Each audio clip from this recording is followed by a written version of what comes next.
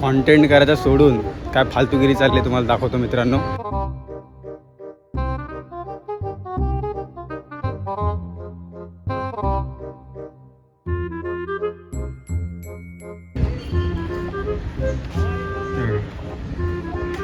कॉन्टेंटचा काय घंटा पत्ता नाही, काय काय काय घेणदेण नाही कॉन्टेंटची. नको ती फालतूगिरी करायला सांगितलात तर ती पहिली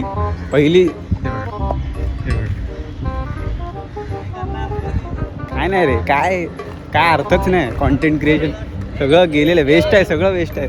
काय काय अर्थ नाही, काय काय अर्थ नाही. काय अर्थ नाही का आमच्याबद्दल काहीतरी तिकडनं चुगला करत येतं माहिती आहे. आणि मी ह्या ब्लॉगमध्ये ना ह्याची ठासणारच आहे. आता माझा भाऊ आहे, हा माझा भाऊ आहे, त्याचं ठीक हा भाऊ आहे ना. हां, याची मी ठासणार आहे, कन्फर्म ठासणार.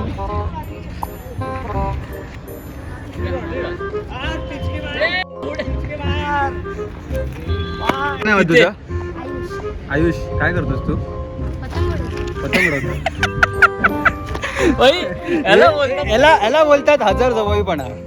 काय करतो आयुष्यात? पतंग उडवतो. पतंगचा कारखाना आहे माझा. चल पतंग. तुझं पतंगचं दुकान आहे? हा काय बोलत पतंगचा कारखाना? कोण आहे कोण? ते ज्याने गोलमाल बघितलं त्यालाच माहिती आहे. अमेरिकेत काय करतो? पतंग उडवतो. तो पैसे देईल तुला, टेन्शन नको. भाई मी तुला सांगतो, हा एवढा बेकार पोरगा आहे, हा एवढा बेकार पोरगा आहे. शिव्या चालतं तुझ्या ब्लॉग इतका घाण पोरगा आहे. आता मी घाणेरडी शिवी घातली असते म्हणजे घरचे बघतात म्हणून.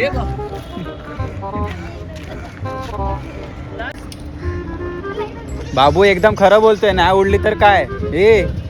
बाबू अगदी खरं बोलतोय. नाही उडली तर काय? नाही उडली तर काय? अबे जा. हा पनवती बघा बघा केवढा लांब गेला. काय फायदा नाही. बस बस बस बाबू जरा कंटेंटच्या नावाने भाऊ आता इज्जतचा सवाल आहे तुझ्या.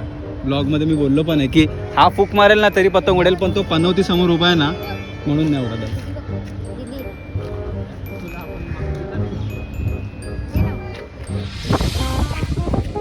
सिनेमॅटिक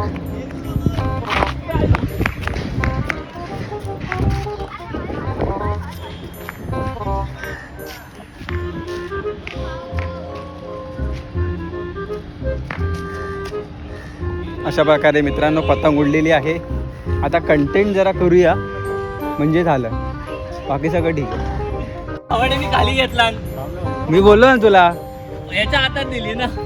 भाऊने उडवलेला याच्या हातात गेली आणि खाली आली. अबे हा टिचकी मार आणि वरच ठेव गए, पतंग वरच ठेव. आले कशासाठी करतायत काय? ह्याचं ठीक आहे, हा आपला भाऊ आहे, ह्याचं ठीक आहे. त्याचं काय? उडवले मी आहे आणि हा घेतोय याचा खंडित पाय. फायनली पतंग उडलेली आहे मित्रांनो, बघू शकता. खूप लांब आहे, ते झूम बीम करून दाखवलं तर जरा फाटून बिटून जाईल, पण ठीक आहे. म्हणजे उडली आहे म्हणजे काय ठीक आहे. म्हणजे ऍक्च्युली करायला आलेलो कंटेंट पण फालतूगिरी चालू आहे, पण ठीक आहे. आता काय ठीक आहे, जाऊ दे सोड.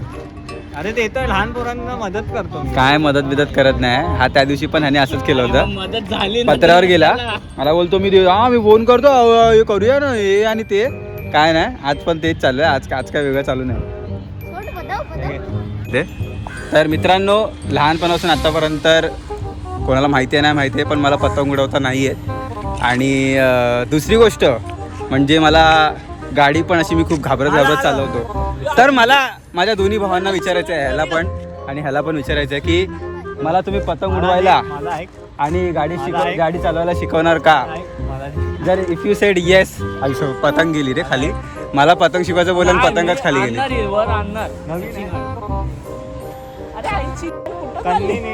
अरे अडकली आहे इकडे इकडे पतंग. आम्ही इकडे इथे घे. चाल भेटू मग.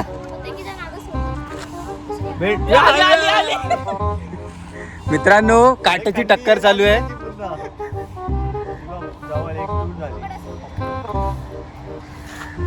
मित्रांनो, आता फटाफट रील शूट करायला चालू करूया. BTS बघा तुम्ही, BTS. आणि रील पण तेवढीच जाते, 30 जाते.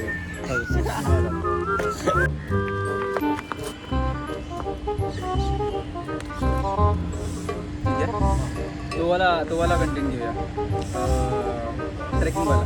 ठीक है 3, 2, 1 एंड गो. रोलिंग. मैं क्या बोलता हूँ, नया साल चालू है, मस्त ट्रेकिंग चलते भाई. काय बोलता हूँ ट्रेकिंग. मेरे को डर लगता है रे सब काय अरे काय याची पोरीसारखे नाटक आहे रे. हा कसं आहे. जर मला सांगितलं असतं मला काय बोल. नाही तू एक्सप्रेशन देतो आणि तू हा रे आपण दुसरा बोल ना मग. हे हा हे अगोदर बोलला असता आता ह्याची गरज नव्हती. हे काढ. एक दोन थांब 1, 2, 3. ट्रेकिंग करतो. मजा आहे ना. मेरे को डर लगता है भाई ये सब नहीं अबे कर डर, सकते. ओके. अरे याचे काय पोरींसारखे नाटक असतात. अरे चल ना सकाळ सकाळ मजा येते. ट्रेकिंग वगैरे असं एकदम विषय असतो माहिती भाई. आहे. एकदम ऑक्सिजन वगैरे आणि असं भारी वाटतं माझ्या चढताना ग्रीनरी भेटताना. बघू अबे झाड असतात डोंगर हा, असतात. असं काय मजा येते माहितीये काय. टेन्शन नको घेऊ. मी बघतो. ठीक आहे तुम्ही लोक फक्त चला सोबत. काय टेन्शन भाई घेऊ पण नका. शीतल नको रॅन्डम हा, काहीतरी ठीक नाव आहे, घे ना ठीक तर नाव आहे. घेऊ. नावात नाही घेत, एक चल. काम कर. ए पोरीसारखे नखरे असतात रे. चल ना यार काय टेन्शन घेतो तू. बोला नाही रे भाई उधर मेरे को डर वर भी लगता है. अरे क्या डरता है मैं हूं ना. क्या अरे हा काय घाबरते. मी आहे ना बाई. मी आहे. ऐक चल माझ्यासोबत चल. तुला काय होणार नाही. तुमच्या दोघांची जबाबदारी माझी. आई मी आहे ना. चला ना बिंदास जाऊया ना. एवढं काय मजा आलं. खूप मजा येणार आहे खूप. या व्हिडिओ मध्ये मी किती कापलेलं दिसतो बघा साईडने. पाचळ वाटणार ना भाई. अरे भाई बाहुली भाई मी नॅचरल वारी वाटतो. जो हे ओ हे काय वाटतं. सुमित जे बोलेल ते. भाई लपवतो नाही शकत. तुला काय वाटतं. येस आदिती ही शीतल आहे. ते वाला बाप होतं रे. ते असं गेलं पाहिजे होतं. ते मस्त वाटत मुन्नी होतं. कौन है? मुन्नी कौन है? ए तुम लोग चुप रहो यार. तुम लोग चुप रहो. ये जो भी है आदिति शीतल मिन्नी ये सब एक ही है. और ये नाम ऐसे बदलते थे कपड़े बदल गए. अबे निशा पण आहे ना. निशा हाँ, निशा भी है. लेकिन जो भी है ये नाम ऐसे बदल देते. शीतल तो शीतल आहे ना. पण तू मला एक बस तू शीतलचं नाव का घेतलं मित्रांनो मला हे? आता अरे ते असं ऍक्टिंग माझी प्रेम, आहे ना अच्छा. एकदम. तर मला ऍक्टिंग मध्ये ते फ्लो मी पकडला. तर मी एकदम विसरून गेलो की ते कॉपीराईट स्ट्राईक घेऊ शकतो आपल्याला. स्ट्राइक क्लेम सगळं आहे. सगळं channel strike channel ban account उघडला काय बघा घरी नोटीस पण आहे. घरी नोटीस येईल. एकदम लिगल नोटीस येईल. म्हणून मी म्हटलं जाऊ दे बाई आपण परत घेऊया. भावाला वगैरे त्रास नको. मेहनत करून 30K आता झालेत. परत मग पहिल्यापासून चालू करावं लागेल. तरी त्याला अजून नशीब नाही झाले. अरे फॅमिली व्लॉग आहे. ए सॉरी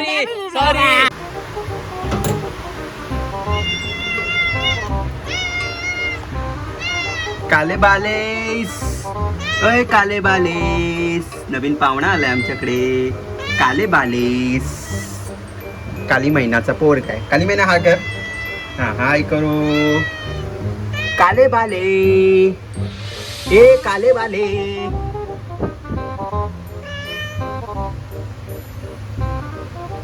चला बाय बाय बाय बाय.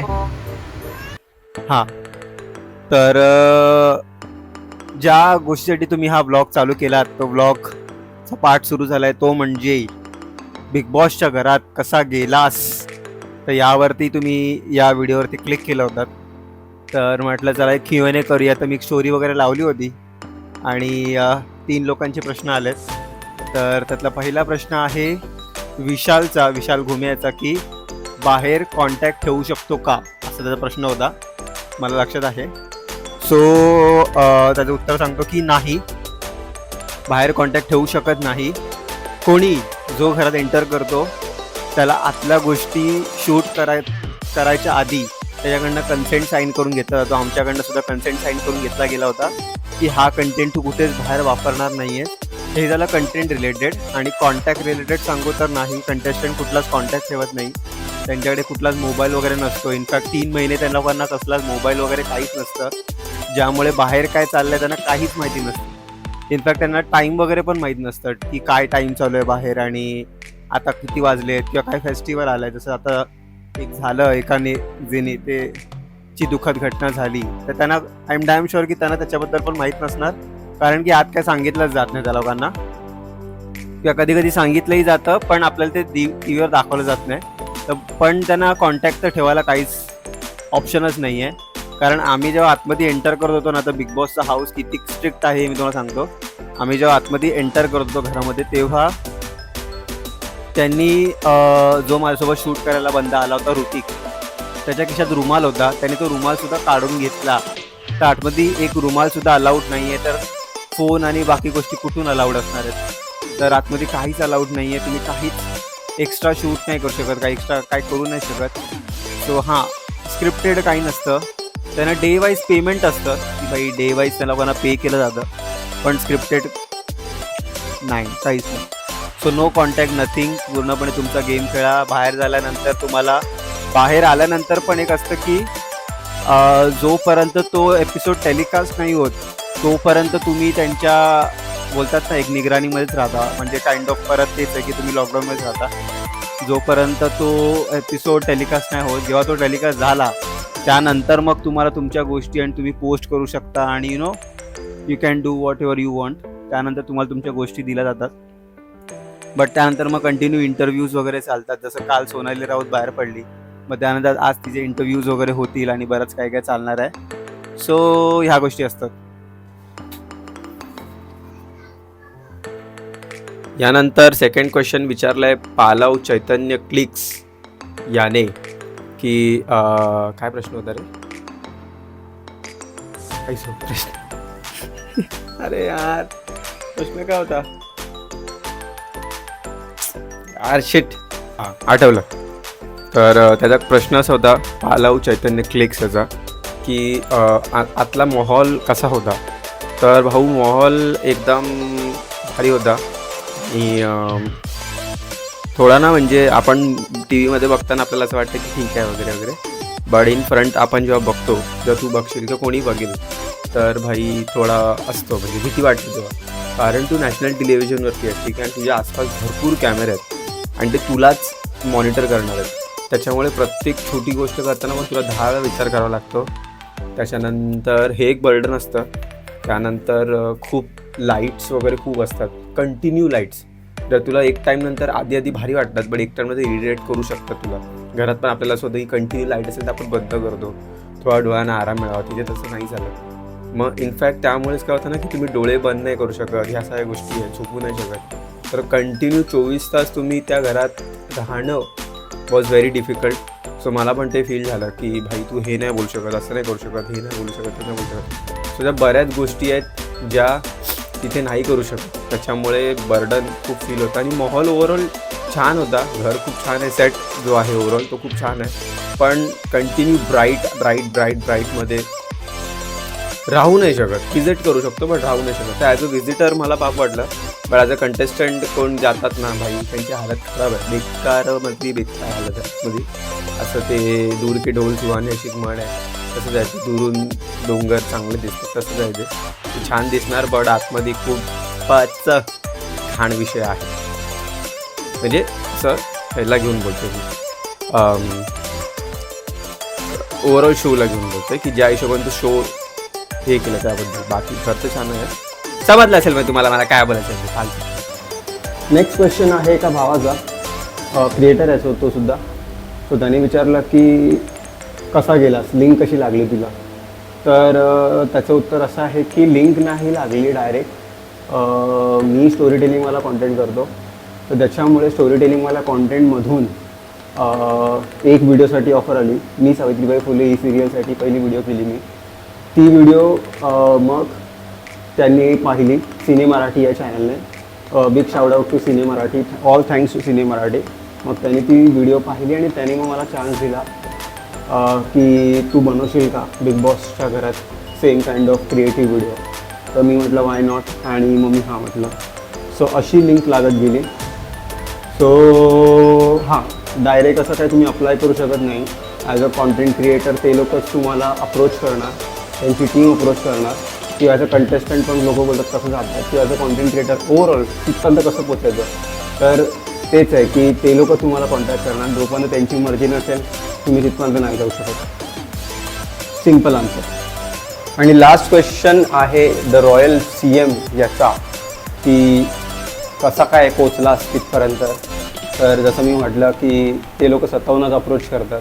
जोपर्यंत त्यांना तुमचा कॉन्टेंट दिसत नाही तोपर्यंत ते लोक तुम्हाला अप्रोच करणार नाही. आणि मी जसं सांगितलं की पहिली मी सावित्रीबाई फुले ही जी सिरियल आहे त्यासाठी मी व्हिडिओ केली होती. त्या व्हिडिओच्या बेसिसवरती मग हे काम आलं बिग बॉसचं. सो अशी लिंक लागत गेली आणि पहिलं काम कसं मिळालं तर माझ्या स्टोरी टेलिंगवाल्या कॉन्टेंटमुळे अशी लिंक लागत गेली आणि मग मी तिथपर्यंत पोहोचलो. सो हां, म्हणजे त्यांच्या कामाचा जर कॉन्टेंट त्यांना मिळत असेल, त्यांना असं वाटत असेल की हा कॉन्टेंट त्यांच्या कामाचा आहे, हा कॉन्टेंट त्यांच्या ओव्हरऑल स्ट्रक्चरमध्ये बसतो, तर मग ते लोक डेफिनेटली अप्रोच करतात. मग ते लोक फॉलोअर्स वगैरे नाही बघत, कारण की तो कॉन्टेंट मी माझ्या पेजवरती नाही टाकला आहे, मी त्यांच्यासाठी केला. मी कोणाच्या थ्रू गेलो ते सांगतो. सिने मराठी चॅनल आहे, सर्च करून पहा. त्यांच्या थ्रू गेलो. बिग शाउट आउट त्यांना. All thanks to Cine Marathi, त्यांनी हा चान्स दिला मला. सो पूर्णपणे जो कॉन्टेंट आहे तो त्यांच्या पेजवरती आहे, माझ्याकडे काहीच नाही. सो मी एक काइंड ऑफ त्यांच्यासाठी काम केलं. माझ्याकडे काहीच टाकलेलं नाही आहे, तर माझ्या अकाउंटवरती तर काही पडलेलं नाही आहे. खरी मजा तेव्हा येईल जेव्हा माझ्या अकाउंटवरनं ते पोस्ट होईल, ॲज अ क्रिएटर म्हणा किंवा ॲज अ काम म्हणून म्हणा. सो अशी ती लिंक लागत गेली.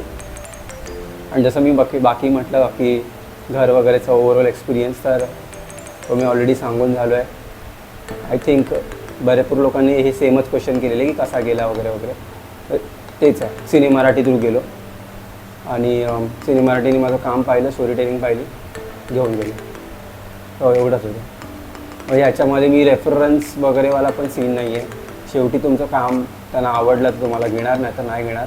हां, आणि मी कसं काय म्हणून गेलो होतो, मी डिजिटल पत्रकार, डिजिटल मीडिया थ्रू गेलो होतो ॲज अ स्पोक पर्सन, ना की ॲज अ कॉन्टेंट क्रिएटर गेलो होतो.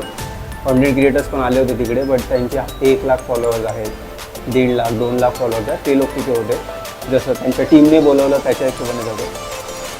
सो मी ॲज अ डिजिटल मीडियाकडनं गेलो होतो फॉर सिने मराठी. तर सिने मराठीने माझ्याकडनं कन्सेंट साईन करून घेतलेला की आम्ही तुला हा चान्स देत आहोत, बट तू हा डेटा कुठेही यूज करू शकत नाही. सो असं सगळं एक होतं. ओके, आय होप तुझे सगळे डाऊट्स क्लिअर झाले असतील. चला मग बॅक टू दी एंडिंग्सला काय करायचं, बोला काय करायचं. लास्टला काय करायचं, ब्लॉग एंड करायचा. पण त्याच्या आधी आणखीन एक क्वेश्चन मला एकाने विचारला, तो म्हणजे स्क्रिप्टेड असतं का. तर म्हणजे ह्याचं आन्सर मी दिलं ऑलरेडी, बट स्पेसिफिकली नव्हतं दिलं. तर स्क्रिप्टेड असतं का, तर ऑब्वियसली भाई स्क्रिप्टेड. तुम्हाला काय वाटतं स्क्रिप्टेड का असेल? स्क्रिप्टेड म्हणजे काय असे रिझन्स आहेत की तुम्हाला असं वाटतं हे स्क्रिप्टेड आहे, हे तर ठरलेलंच होतं. सो तुम्हाला काय वाटतं? पहिली गोष्ट म्हणजे ही विचार करा. स्क्रिप्टेड शो काय असतात ना, पहिलं मी तुम्हाला हे सांगतो. तुम्ही जे लिटिल चॅम्प्स आणि ते डान्सिंगचे शोज आणि ते सिंगिंगचे शोज सगळे बघताना ते स्क्रिप्टेड असतात. डेली सोप बघतात ते स्क्रिप्टेड असतात, त्याला स्क्रिप्टेड म्हणतात. ठीक आहे. आणि डेली सोपचं प्रॉपर स्क्रिप्ट लिहून ॲक्ट केलं जातं. हे जे सिंगिंगचे शो असतात ना, ते पण प्रॉपर स्क्रिप्टिंग चालू असते. कोण काय गाणार आहे, काय नाही गाणार आहे, कोणाचं वर खाली झालं तर ट्यून करायचं, सगळं चाललेलं असतं तिथे. तर हे तसं नसतं. ते डायरेक्ट तुम्हाला त्यांना घरात सोडून देतात. ज्या घरात सगळीकडे कॅमेरे लागले असतात. जर स्क्रिप्टेड करत असतं तर प्रॉपर एक अँगल आला असता, वरतून समोरून शॉट घेतला असता, मग बरोबर नाही तर मग इथून शॉट घेतला असता, मग एक रायटिंग घेऊन असतं. आतमध्ये कोणाला एंट्री नाही देत मित्रा. एकदा जे कंटेस्टंट आत गेले ना की त्याच्या व्यतिरिक्त घंटा कोणाला एंट्री देत नाही. असे मोठे मोठे मुस्तंडे असतात बाहेर उभे, त्या घराच्या बाहेरच, ज्या सेट आहे त्या सेटवरतीच मोठे मोठे मुस्तंडे. तुम्ही रुमाल पण नाही घेऊन जाऊ शकत. जसं मी म्हटलं की रुमाल पण नाही नेऊ शकत. तर तुम्ही काय अपेक्षा करता? बिचारा जो तिथे जॉब करणार असेल तो लीक करेल गोष्टी, की म्हणजे बेसिकली स्क्रिप्ट कुठूनच करतील. आणि दुसरी गोष्ट म्हणजे चल तो पोचव जरी समजा कोण त्याचा माणूस असेल पोचव करेल त्याला धरतील. अरे डॉक्टरांशी बोलायला अलाउड नसतं त्या लोकांना. जेव्हा ते लोक आजारी पडतात ना, डॉक्टरशी पण बोलू शकत नाही. फक्त आजारा रिलेटेड बोलायचं, काय होतं आहे. जसं आता आयुष आजारी होता, त्याला बेड रेस्ट सांगितला होता, तो फक्त आजारा रिलेटेड बोलणार की मला हे दुःख आहे. त्या व्यतिरिक्त तो बाहेरचं कसं दिसतंय, काय दिसतंय काहीच विचारू शकत नाही. डॉक्टरही त्याला सांगू शकत नाही. 24 तास त्यांच्यावर नजर असते मीडियाची आणि बिग बॉसची आणि सगळ्यांची, पूर्ण PR टीम. थांबा, माझा हात दुखायला लागला. ॲक्च्युली हात दुखायला लागला ना बोलून बोलून, त्यामुळे. तर 24 तास त्यांच्यावर नजर असते जेव्हा आयुष आजारी पडला होता तेव्हा. आणि काय वाटतं मग त्याच्यातून कसं असणार स्क्रिप्टेड मित्रा, आणि कोण काय येईल स्वतःचाच अपमान करून घ्यायला. स्क्रिप्टिंग जरी असली तरी कसं हा विचार करून बघ की स्क्रिप्टिंग आहे तर तू जाशील का स्वतःचा अपमान करून घ्यायला, इन्सल्ट करून घ्यायला. ज्या लेवलची इन्सल्ट हे लोक एकमेकांची त्या घरात करतात, जर स्क्रिप्टेड असतं तर कोण गेला असता स्वतःच्या मर्जीने की बाबा माझी इज्जत काढा, मी तयार आहे इज्जत काढून घ्यायला. कोण करेल. ठीक आहे आपण म्हणतो असं की लोक TRPसाठी काही करतात, ॲक्टर्स नाही करत मित्रा, शोवाले करतील कारण ते कॅमेऱ्याच्या मागे आहेत. जे कॅमेऱ्याच्या मागे आहेत ना ते TRPसाठी काहीही करतील, पण जो कॅमेऱ्याच्या समोर आहे तो नाही करणार. त्यामुळे स्क्रिप्टेड असताना तर ॲक्टर्सनीच केलं, जे कंटेस्टंट जातात त्यांनी केलाच नसता हा शो मुळात, पहिली गोष्ट म्हणजे. आणि दुसरी गोष्ट म्हणजे की स्क्रिप्टेड असतं तर दिव्या शिंदेला बाहेर काढलं नसतं भाई. समजा या गोष्टीला, त्यांचे रूल्स एवढे, ते लोक त्यांच्या शोला घेऊन इतके जास्त फोकस आहेत. मी जेव्हा शूटला गेलो होतो तेव्हा मी हे सांगते तुम्हाला की छोटीतली छोटी गोष्ट पण ते लोक बाहेर नाही जाऊ दे. इतकं मी सांगेन रुमाल नाही आतमध्ये, म्हणजे त्याच्यावरून तुमच्या रुमालचा त्याचा काय संबंध आहे. ते लोक इतकं बारीक गोष्टींवरती लक्ष ठेवतात की कोण काही रुमालवरती नोट डाऊन वगैरे ते काही काय संबंध पण असेल तरी ते लोक आत नाही जाऊन देत त्या गोष्टीला, आणि तर बाहेर नाही येऊन देत. तर कुठून स्क्रिप्टेड कसं असणार. ते लोक त्यांच्या शोला घेऊन खूप जास्त, त्या शोच्या पॉप्युलॅरिटीला घेऊन खूप जास्त ते लोक विचार करतात, त्यांची टीम विचार करते. त्यामुळे नो चान्स, स्क्रिप्टिंग का नो चान्स. फायनली एक कॉन्ट्रोवर्शियल टेक दिव्या शिंदेला बाहेर काढलेला आहे. सगळेजण व्ह्यूज छापतायत तर आपण का नाही छापायचे. तर काय सीन, म्हणजे काय वाटतं, योग्य आहे अयोग्य आहे वगैरे वगैरे वगैरे. तर तुम्ही तर कॉमेंट करून सांगा मला तुम्हाला काय वाटतं. बट मला असं वाटतं की चुकीचं आहे, कारण की नॅशनल टेलिव्हिजन आहे आणि ती ज्याकडनं हे एक्सपेक्टेड नाही, तिच्या जागी जर दुसरा कोण रुचिता किंवा आणखीन कोण बोलले असते तर ठीक होतं, बिकॉज त्यांची इमेज एवढी काही नाही. पण हिची इमेज खूप छान आहे, पॉलिश इमेज आहे. आणि अशी व्यक्ती, एक चांगली व्यक्ती जी बाहेर खूप चांगली चांगली कामं करते, आणि ती व्यक्ती जेव्हा असं काहीतरी बोलते ते नाहीच लोकांना आवडत. जसं की गेल्या वर्षी रणवीर अलाहाबादी यांनी म्हटलं होतं, तर ते त्याच्या तोंडून खूप घाण वाटत होतं. एक वेळ दुसरा कोण बोलला तर ठीक आहे, दीपक कलालसारखा वगैरे, बट तो बोलला कारण त्याची इमेज काय म्हणतात ते असा स्पिरिच्युअलवाला वाटत होता तो खूप जास्त, आणि असा त्या टाईपचा त्यांनी स्वतःचं एक पर्सनॅलिटी बनवली होती, जॉनरा बनवला होता. आणि तसा व्यक्ती होऊन अशी काहीतरी कॉन्ट्रोवर्शियल टेक देतो तर लोकांना असं हे होतं. तसंच ह्या बाबतीत पण झालं की बाबा तेच जर दुसरं कोण बोललं असतं तर एवढं वाटलं नसतं, बट ती बोलते म्हटल्यावरती ते नाही चांगलं वाटत. बिकॉज तुला लहान लहान पोरं बघतात, तुला सरकार बोलतात, तुला आदर्श मांडतात, आणि तू हा टेक देतेस की मी जे काय ती बोलली ती, तर ते चुकीचं आहे. आणि भाई तुम्हाला एक सांगतो की हा ओव्हरऑल गेमच असा आहे की तो प्रोवोक करतो, त्यामुळे ती प्रोवोक झाली. रागावर कंट्रोल ठेवणं हाच गेम आहे. तर ठीक आहे म्हणजे, पण आता ती जे करणार आहे काहीतरी ती करणार आहे बोलते केस वगैरे समथिंग, तर ते तर भाई गेमला खूप वेगळ्याच गोष्टीकडे घेऊन जात आहेत असं वाटतं आहे. And this is it. I mean मला असं वाटतं की मी सगळे मुद्दे कवर केले, जेवढे मला क्वेश्चन केलेले त्या मेसेज त्या स्टोरीवरती, आणि ओव्हरऑल सगळ्यांनी जे मेसेज केलेले त्याच्यावरती मी सगळे आन्सर कवर केलेले आहेत. आणि जे पर्सनल पण मला काही लोकांनी मेसेजेस केले त्या सगळ्या क्वेश्चनला कंपाईल करून मी एक असं पूर्ण एकत्रच देऊन टाकलं आहे ओव्हरऑल बिग बॉस रिलेटेड. माझा एक्सपिरियन्स खूप बाव होता, काहीतरी वेगळं होतं, आणि त्यानंतर लोकांचा बघण्याचा दृष्टिकोन बदलला. त्यामुळे डेफिनेटली खूप चांगली अपॉर्च्युनिटी होती. आणि all thanks to Cine Marathi ज्यांनी ही अपॉर्च्युनिटी दिली की तुम्ही या घरात आणि येऊन शूट करा आणि आमच्यासाठी कंटेंट बनवा. So thank you Cine Marathi. Special thanks to, नाव मी नाही घेणार, मी आहे एक पर्सन, त्याला पण थँक्यू. त्यांनी मला स्पेसिफिकली सांगितलं की नाव नको घेऊस, सो नाही घेता नाव. आणि या this is it, this is our blog. आणि हा होता आमचा बिग बॉसचा पूर्ण जर्नीचा सीन. ॲक्च्युली मी खूप लेट बनवतो ह्यासाठी, कारण की खूप गोष्टी असतात त्या लोकांच्या की परमिशन घ्या आणि ते वगैरे, व्हाईट लिस्ट वगैरे करा. आणि मग मला ते असं होतं की भाई उगाच ते ह्याच्यात नको, तर आरामीत आपण करू, काय विषय नाही. शो चालू बिलू होऊन आरामात महिना झाला तरी चालेल, काय विषय नाही. तोपर्यंत आपल्याला पण टॉपिक्स भेटतील, दिव्या शिंदेचा भेटला तसा. आणि हां बस, this is it, this is our blog. भेटू नवीन काय झालं आहे मला, नवीन ब्लॉगमध्ये. आणि नेक्स्ट ब्लॉग कशावरती करू मला जरा कमेंट करून सांगाल काय?